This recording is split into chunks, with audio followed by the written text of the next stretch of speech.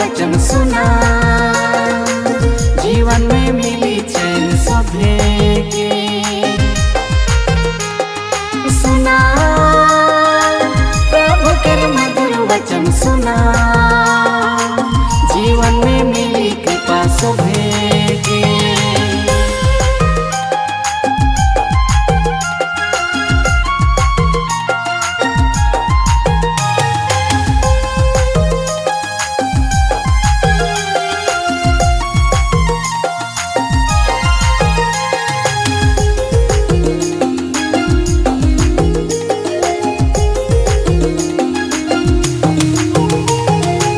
प्रभु कर वचन में अनंत जीवन, प्रभु कर वचन में जीवन ज्योति। प्रभु के वचन में अनंत जीवन, प्रभु के वचन में जीवन ज्योति। सुना प्रभु कर जीवन वचन सुना, जीवन में मिली चैन सभे के। सुना प्रभु के मधुर वचन सुना, जीवन में मिली कृपा सभे के।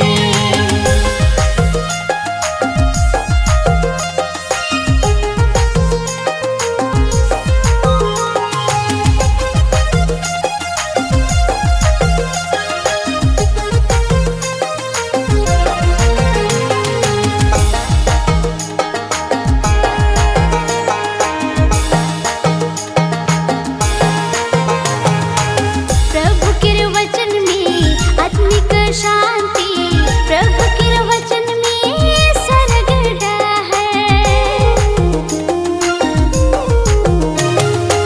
प्रभु कर वचन में आत्मिक शांति, प्रभु कर वचन में स्वर्ग डाहर।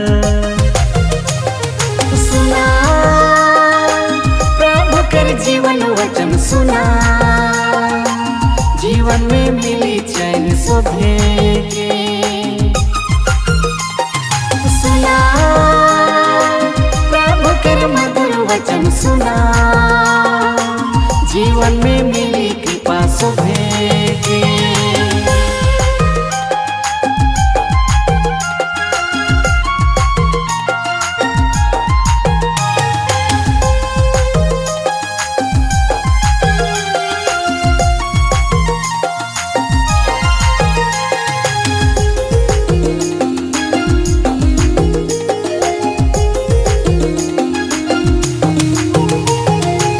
प्रभु कर वचन में पड़सी प्रेम आहे, प्रभु कर वचन में नावा जीवन। प्रभु के वचन में पड़सी प्रेम आहे, प्रभु के वचन में नावा जीवन। सुना प्रभु कर जीवन वचन सुना, जीवन में मिली चैन सभे के। सुना प्रभु कर मधुर वचन सुना,